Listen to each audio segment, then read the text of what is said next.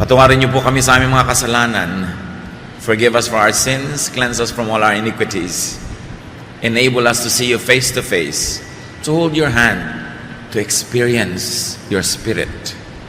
Embrace us with your love, O God. Set our spirits free so that we may gain hearts of wisdom. Lead us now, teach us. May your voice be heard.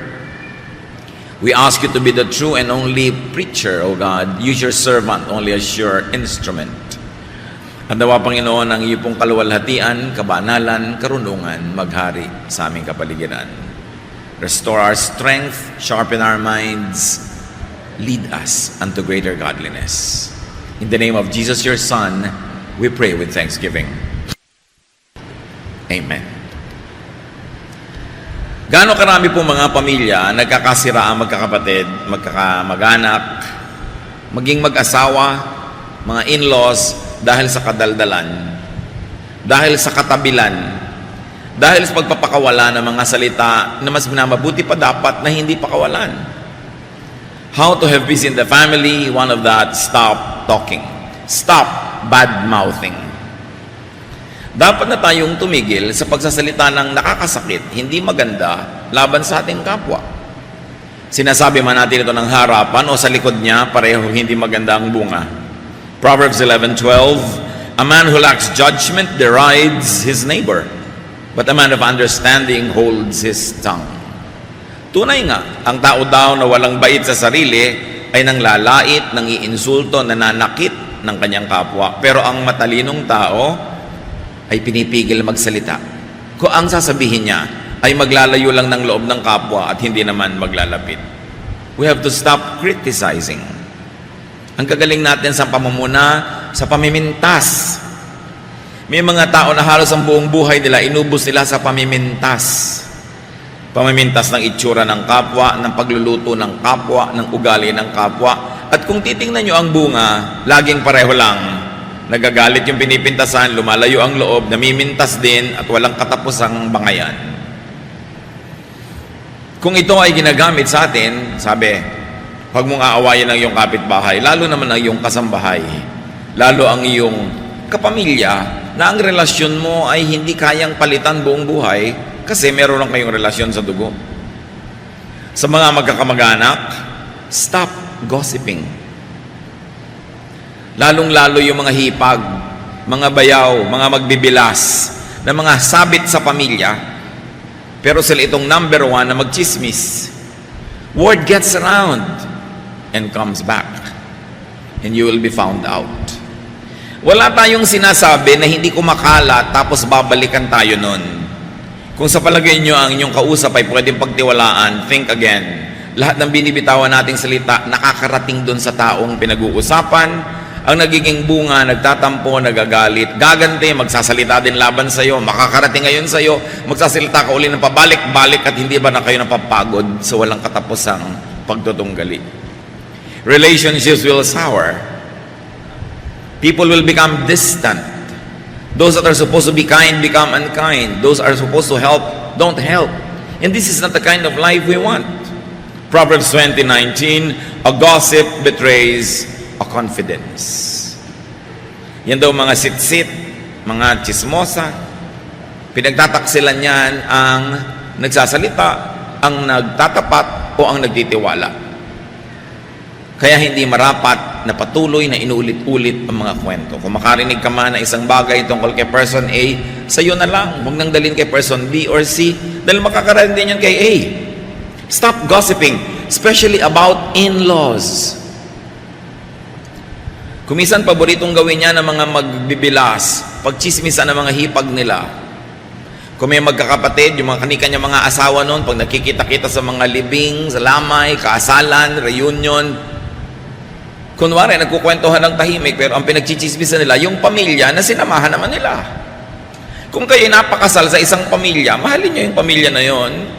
At inyo kailangang ibunyag o pag-usapan yung mga kahinaan ng pamilya na yon na paboritong gawin talaga ng mga dalahirang hipag at mga magbibilas. You've got to love the family that you got involved in because you are a part of that family. And keep sensitive matter within the family. Kailangan meron tayong pagtatapat. meron tayong loyalty sa ating mga pamilya. At nang sa ganun, magkaroon man ng problema, the family is united. One of the most difficult things in life is that when there is division within the family itself. Ang mga pamilyang magkakasama, united, nalalampasan, natatawid ang kahit anong problema. Pero pag sila na ang naging problema ng isa't isa, mas mahirap na yun solve. So you want to have peace? Stop hurting with words. Dapat na, lalo at meron na tayong record nito, na tumigil ng pananakit ng kalooban ng kapwa sa pamamagitan ng mga salita. Tama na. Lalo kung kayo above 40 or 50, talagang dapat natuto na tayo sa buhay. Tama na ang mga parinig. Dahil nakakainis yan. Tama na ang mga pasaring, ang mga parunggit, at mga pahaging, mga padaplis, o kaya diretsong mga patama. Tama na ang pambabara. Merong mga member ng family natin ang hilig mambara. Pag may mali ka, babarahin ka. Pag may sinabi ka, babarahin ka. Tama na ang panghihiya. We must stop hurting people's feelings with what we say. Yes, there's freedom of speech. Yes, you may say what you want to say, but do you really want to alienate people from you? Do you really want to insult or hurt people so that you can say your truth? If it's true at all. And even if it's true, it doesn't entitle you to declare it anytime, any moment, anyhow. Because for everything there is season and a time for every matter under heaven. Sabi ng Desiderata, speak your truth quietly. Hindi kailangang ipagsigawan. If you're correcting somebody, if you're opposing somebody's idea, it doesn't to be in front of everybody, especially in an Asian setting where people are sensitive, where it is important to save face. Proverbs 12:18, reckless words pierce like a sword, but the tongue of the wise brings healing. Pag daw hindi iningatan ng pagsasalita, pagpadalos-dalos, daig pa ng mga salita ang matatalim na mga espada na sumusuga, na pagdurugo ang ating kapwa. Pero ang tao daw matalino pag binitawan ang salita para magpagaling. Hindi para manakit, hindi para lumala. Why hurt others with your mouth when you can heal wounds with the same mouth? What will you really get? What kind of satisfaction or pleasure or happiness will you get out of hurting people, embarrassing people, and becoming disrespectful? Stop talking too much. You want world peace? Just cut to half what you say. Peace will be achieved. Proverbs 10:19, when words are many, sin is not absent. But he who holds his tongue is wise. Control the urge to talk negatively about others. Control the urge to talk negatively to others. In this kind of setting, unsaid words are treasures. Released bad words are garbage and pollutants. Ang mga pangit, masakit na salita na hindi natin binibitawan ay parang kayamanang itinatago mo. Pero ang mga pangit at masakit na salita na binitawan mo na ay parang basurang ikinalat mo na. At kahit anong sorry, kahit anong gawin mo later on, nakakalat na, hindi mo na mababawi. Isang senyales ng kamangmangan ng foolishness, yung pagsasalita ng hindi iniingatan. Yung ipinagyayabang mong ako, pag inisip ko, sinasabi ko. Yung pagka naisip ko, talagang ibubulalas ko. Bakit? Ganun ang iniisip ko sa kanya, sasabihin ko, I'm sure marami kang kaaway. I'm sure ko konti magmamahal sa'yo. Hindi ipinagmamalaki yun. Dapat pigilin yung ganong kate ng dila. And next, to stop talking too much is to stop nagging. May mga tao nakakasakal kasama, nag ng nag, takatak ng takatak ang bibig, walang tigil. Do you know that nagging is trespassing? Because the sound of your voice enters the private ears of people around you. Paglampas yan sa iyong mga boundaries. And stop nagging, especially if you are being ignored, unheeded, exactly because you nag. Alam niyo po ba na maraming bungangera talagang hindi pinapakinggan kaya lalong nagbubunganga? Ang hindi nila naaalala, kaya nga sila hindi pinapakinggan dahil naiinis sa pagbubunganga nila. Na yung hindi pagsunod sa kanila at hindi pagbibigay sa kanila isang uri ng rebellion o paglaban. Kung pagbubunganga ang ginagawa natin, siguro meron tayong gustong ma-achieve. Meron tayong gustong magawa, makamit. Pero pagka hindi nagwo-work, if your nagging does not bring the product that you want, then you've got to change your approach. Kung yung asawa nyo hindi nagbabago ka nanag, dapat baguhin nyo ang inyong style. Kung hindi nagbabago ang inyong anak, ang inyong sino man sa kananag, change your style. Now, people who are being nagged, why don't you help this person to stop nagging by giving her or him what he wants? Many people nag because they don't get what they want. Maybe sometimes they are right. And it is also to your credit if you make them stop talking by listening to them if they are right. Pero dapat tumigil tayo ng sobrang pagmamalabis ng bunganga. Kung talagang meron tayong gustong sabihin sa ating kapwa, isang tahimik, payapa, matalinong usapan, walang emosyon, walang sigawan, walang paronggit, sabihin nyo ang inyong niloloob. At nang masabi din naman ng tao ang kanyang iniisip. At tapos ang tama na, huwag nyo na ulit-ulitin na inag. Makakainisan lang kayo. Maraming mga tao, tumanda na lang, hindi pa natututo. Lahat ng naiisip, sinasabi, pero tingnan nyo, may talab ba? Nakukuha ko ba talaga yung gusto ko? Kabubunga nga. At kung nakuha nyo man, baka napilitan lang yung nagbigay, pinagbigyan lang kayo, huwag nyong asahang laging mangyayari uli yun dahil nagbunga nga kayo. Iba yung ibinibigay ng kusa, at iba naman yung pinipiga mo dahil ang kulit mo. Masarap yung may okasyon, hindi ka naman humihingi ng regalo, niregaluhan ka kusa. Kesa sita ka ng sita, bakit ako di mo niregaluhan? Eh hindi ka na nga niregaluhan, dapat makahalata ka. Dahil kung gusto ka na magregaluhan, mahirap ba magkusa? So kung paulit-ulit ka, lalo lang maiinis yung tinatanong mo, bakit tungkulin ba niya, niregaluhan ka? Nasa batas ba yun na dapat niyang gawin? Minsan marami tayong demands. Bakit ako hindi mo dinadalaw? Bakit ako hindi mo nginingitian? Bakit pagka ako ang kasama mo, tahimik ka lang? Ang tanongin natin sa sarili natin, ba't masaya siya pagkasama niyo yung iba, tapos pagkasama kayo, wala siyang gana? Ba't siya mabait sa iba, sa inyo hindi? Kasi kung mabait na siya sa iba, ibig sabihin, marunong naman siya maging mabait. So kung hindi siya mabait sa inyo, sinasadya niya. Kasi marunong naman pala siya maging mabait sa iba. So deserve before you desire. Baka manahimik kayo, mas maging effective pa. Kasi alam nyo, mayroong konting tao na tinatabla ng bunganga, konti lang yon. Mas marami, naiinis sila doon at lalo ka lang sasadistahin. Lalo ka lang bibiguin, hindi ka bibigyan ng tagumpay. Many people are offended by too much talk so that they will frustrate you. They will never give you what you want because they rebel against your mouth. So be wise. Don't just talk, but achieve results. And most of the time, gentleness, quietness, kindness will go far, very far, much farther than a speech. Isa pa pong dapat nating matutunan, lalo tayong mga Pilipino, stop asking too much. Stop asking too many questions.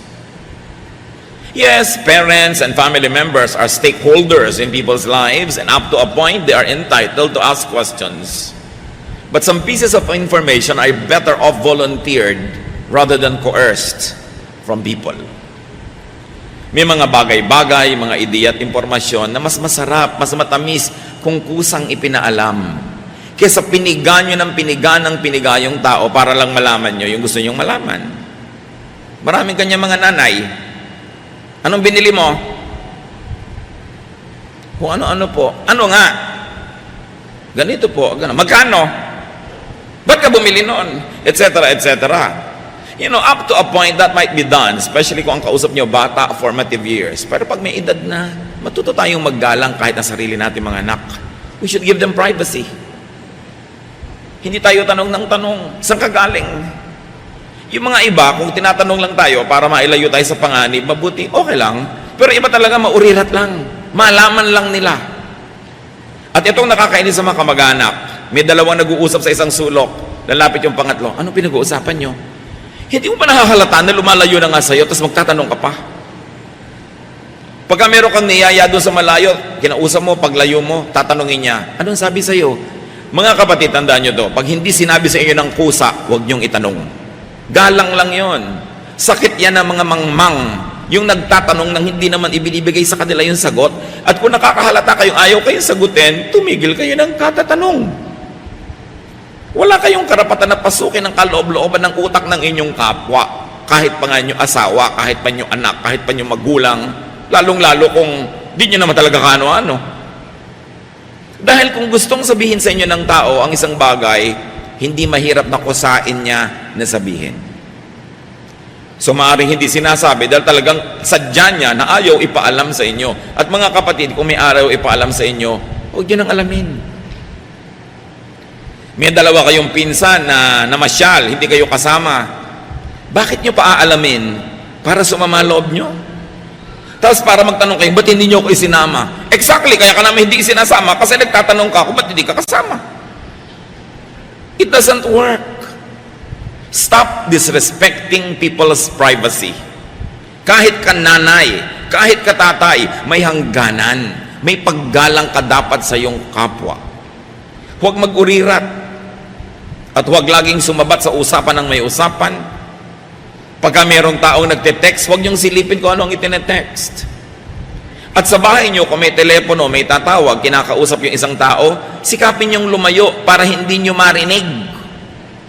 Hindi yung lalo pa kayong lumalapit, kunwari doon kayo naglalagay ng mga bulaklak, nagtatanggal ng mga alikabok, para talaga marinig nyo. Ugali talaga yan ng mga mangmang. Kung meron tayong paggalang sa sarili at sa ating kapwa, pag may nag-uusap at naririnig mo at hindi ka kasama sa usapan, gumagawa ka ng paraang lumayo para di mo marinig. Respeto ang tawag doon. Importante. Pag may nakita ka nakikipag-usap, lumayo na, paglapit sa mo, bakit? Sino yung kausap mo? Hintayin namang ikwento sa'yo kasi pag hindi ikinwento, hindi yung para sa'yo. Proverbs 20:19, avoid a man who talks too much. And if you're going to avoid somebody who talks too much, all the more that you avoid somebody who asks too much. Maraming mga tanong na hindi dapat itinatanong. May ipinapagawang bahay yung isang tao, mapapadaan kayo, tatanong agad, magkano na nagagastos mo? Anong pakialam mo? Magtanong ka lang kung magdo-donate ka. Pag sinabing kapos na nga kami, nalaman mo, may padanagutan ka na tuloy ngayon. O teka, ito yung savings ko, bibigay ko sa'yo. Doon ka pala magtanong. Pero kung hindi ka magbibigay, huwag ka magtanong. Ang dami-dami natin itinatanong sa kapwa, magkano sweldo ng asawa mo sa Saudi? Anong pakialam mo doon?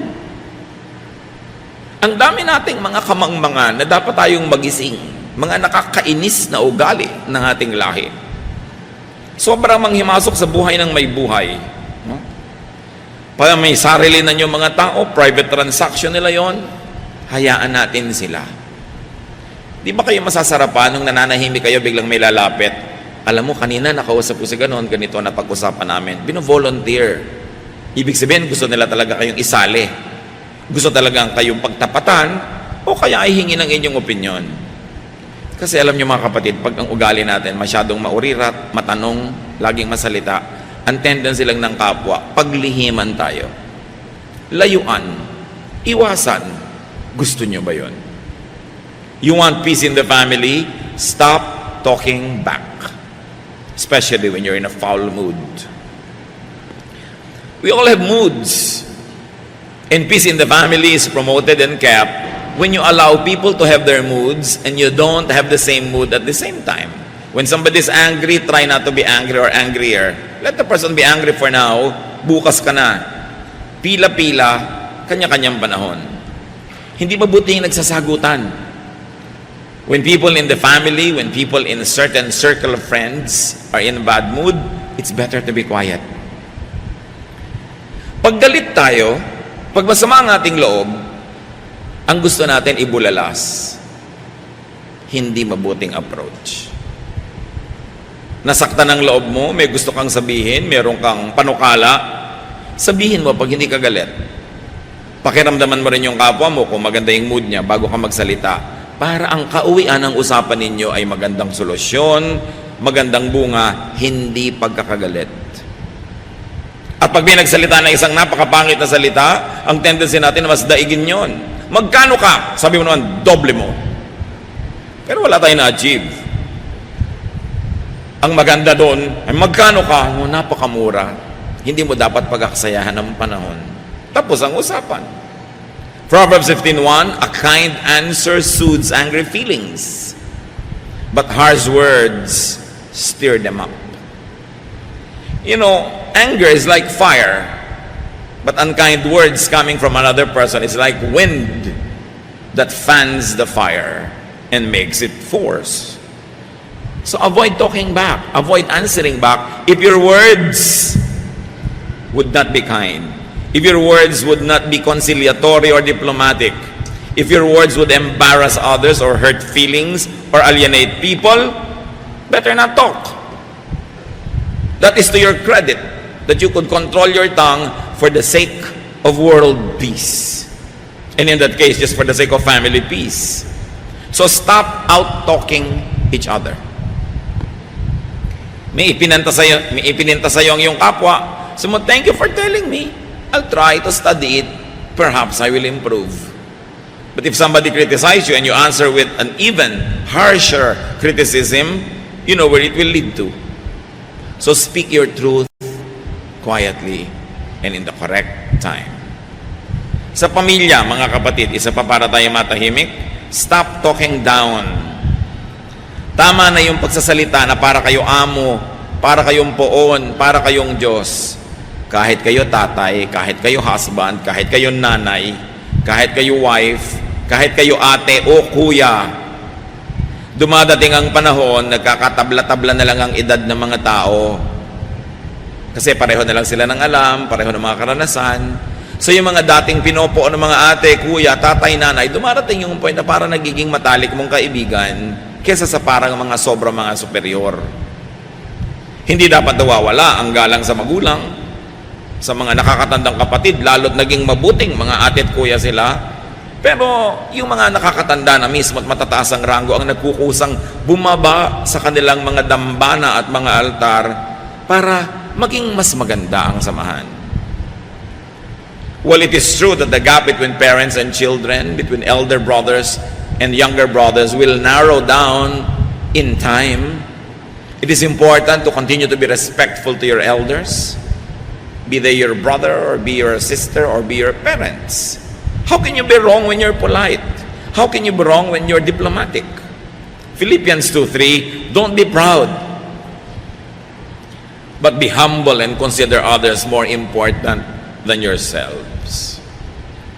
Merong mga tao na sakal na dahil sa sobrang superiority ng ilang members ng family nila.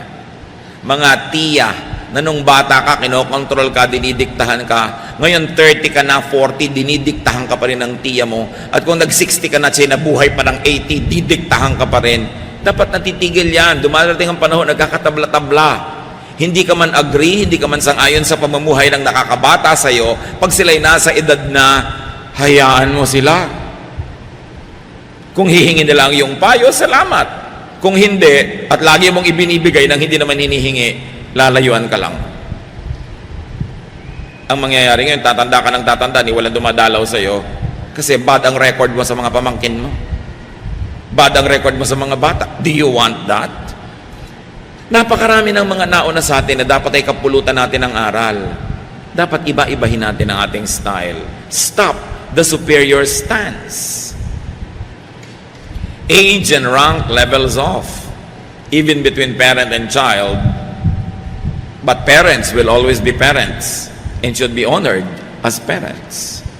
Remember, ang nagbo-volunteer na bumaba, yung nakakataas, pero yung nakakabata, yung mas nasa baba, huwag kayong mga hasasampahin yung mga nasa taas at pakialaman sila at lampasan pa sila.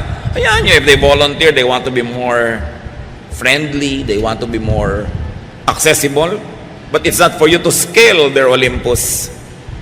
Ang lahat dapat lumagay sa lugar. God is God of order, and every place, every person, everything in creation has its proper place and proper time. Do not cross boundaries that you shouldn't. Even cacti live in the desert. Deserts, flowers like orchids live in shades. Bougainvillas live under the sun. We all have our places in the scheme of things. And it's important to know where you should stand. Those who take a superior stand must at least be caring and supportive. And must be good providers. Tandaan nyo mga kapatid, sa pamilya, nagpopoon-poonan ka, nagbo-boss-bossing ka, kung good provider ka. Ngayon, kung good provider ka na, hindi ka pa nagpopoon-poonan, better. Pero napakasama naman nung hindi ka nga nagpo-provide, wala ka namang naitutulong, tapos kala mo ka kung sino dyan. Lalong wala yun sa lugar. Ang pinakamasarap, yung may naitutulong ka na, ang bait-bait mo na, pero hindi ka pa nagkukung sino. Maganda yun. Pero yung akala mo kung sino, wala namang naiaabot, wala namang naitutulong, bunganga ng bunganga, wala namang binibigay, sobrang mali. At maraming ganong kamag-anak. Kala mo kung sinong alam nila ang lahat, kala mo kay Rurunong, si sermon na nila mga kamag-anak nila, hindi naman nila tinutulungan. Earn your right to be heard. It's not a birthright to impose your mouth on other people's ears. You earn it. You earn it with your intelligence, with your wisdom, with your kindness, with your charities. But so much better if you have already earned it, but you don't use the privilege and you remain humble and nice. So kayo nagpapakabathala sa inyong pamilya, tandaan nyo, ang pinagmulan ng bathala ay bahala. So sige, bathala ka sa pamilya, pero ikaw ang bahala sa gastos. Ikaw ang bahala sa mga bayarin. Bahala ka sa mga kung ano-ano mga pangangailangan. Ibig sabihin kasi ng bahala, responsible. Meron naman mga member ng family, wala man lang naiaambag pambayad ng kuryente o tubig. Akala mo pa kung sino mga poon. Lalagay ka dapat sa lugar. And especially in the family where relationships are permanent, stop the disrespectful language. More than anything, we remember being hurt by words. Human memory remembers pains, but very especially pains inflicted by the tongue of other people. So you don't want to be remembered negatively. You will pass this way only once. Why make enemies when you can make friends? And in the family, stop the shouting. Mga mag-asawa, kung nagsisigawan kayo, tumigil kayo. The meaning of a word will not change whether you said it softly or loudly, but emotions get affected when you shout. So why don't you just speak your truth quietly? You will achieve better results by not shouting. Shouting is primitive. May nasalubong kayong cobra, sigawan nyo na ubod lakas, baka sakali masindak nyo at umalis. Minasalubong kayong gorilla, sigawan nyo. Minasalubong kayong halimaw, sigawan nyo. Pero yung kausap nyo, asawa nyo, bakit nyo sisigawan? Kausap mo, anak mo, ba't mo kailangan sigawan? So kung galit na galit ka, mamaya ka nalang magsalita. When you're too emotionally affected, delay opening your mouth so you don't have to emphasize your meaning and help it with theatrics, with volume, with shouting. Because the tendency of the hearer is not to pay attention to your content, but to be affected and offended by your method. So mahalaga huwag magsigawan. Mga mag-asawa, magkatabi ba kayo? Sabi nyo, sige, wala na tayong sigawan. Ha? Sinasabi nyo ba? Lalo yung pala sigaw. Biruin mo mag-asawa, nagmamahalan kayo, may nagsisigawan kayo. Bakit? Di ba pag nagka-cancer ka, yung asawa mo na mag-aalaga sa'yo? Pagka yung atay mo, nasisira yung asawa mo magdo-donate o anak mo. Di ba pag naghihingalo ka, ang nakapaligid sa'yo, pamilya? Bakit mo sila sisigawan? Mali. Sinasabi nga ni Lord, love your enemy. Di lalo namang love your family. Enemy nga, pinapamahal Family pa. Pag galit na talaga kayo, pumasok kayo sa kwarto, manalamin kayo, tsaka sigawan nyo yung sarili nyo. Mailabas nyo lang. Kasi hindi naman siguro kayo magdaramdam sa sarili nyo. Pero yung inilabas mo sa iba, pinagdaramdam nila yon. Huwag nyo sigawan, lalo mga bata. Natatakot, nasisira ang loob, nagtatampo. Hindi maganda ang bunga. Do not shout at your spouse. Do not shout at your children. And very especially, do not ever shout at your parents. Dapat, kung may sasabihin ka, sabihin mo ng banayad. Families, you want to have peace? Stop replaying old woes. Tigilan ang hukayin ng mga bangkay ng nakaraan. Yung mga dating sama ng loob, na ito yung nakikita-kita na lang inuungkat. Mga bangkay na naaagnas na, hinuhukay pa sa libingan, pinaglalakad muli. Philippians 3:13, but one thing I do, forgetting what is behind and straining toward what is ahead. Sabi ni Paul, alam niyo kung meron akong ginagawa, nililimot ko na yung nakaraan. Tapos na eh. Bakit ko pagagalitin uli ang sarili ko? Bakit ko pagagalitin uli ang mga katabi ko at mga kausap? Ano ang uuwian ng sasabihin ko na pabalik-balikan kong galitin ang sarili ko? Malulugi lang ako, magagalit lang ang kapwa ko. We should be wise. Stop the blaming. Tama na ang tuusan. Tama na ang sumbatan. Lalo't na isumbat nyo na minsan. Pag naisumbat nyo na, bayad na. Pag isinumbat nyo uli, kayo na yung may utang. Tama na yan. Dapat tayong tablan ng salita ng Diyos. Hindi nadidinig sa kanang tenga, lumalabas sa kaliwa, at igigiit pa rin natin ang katigasan ng ating mga ulo. Baliwala ang lahat. We should move forward and stop provoking family members for showing their ugly side. Proverbs 15:1, a kind answer soothes angry feelings, but harsh words stir them up. Pag daw mabait, banayad, mapagpakumbaba ang ating sagot, galit man yung tao, huhupa rin ang galit. Ang goal natin, magkasundo, hindi mag-away. So bakit ka magsasalita nung magpapagulo lalo at hindi magbibigay ng kapayapaan? So in the family, stop arousing people to anger, to envy, to jealousy.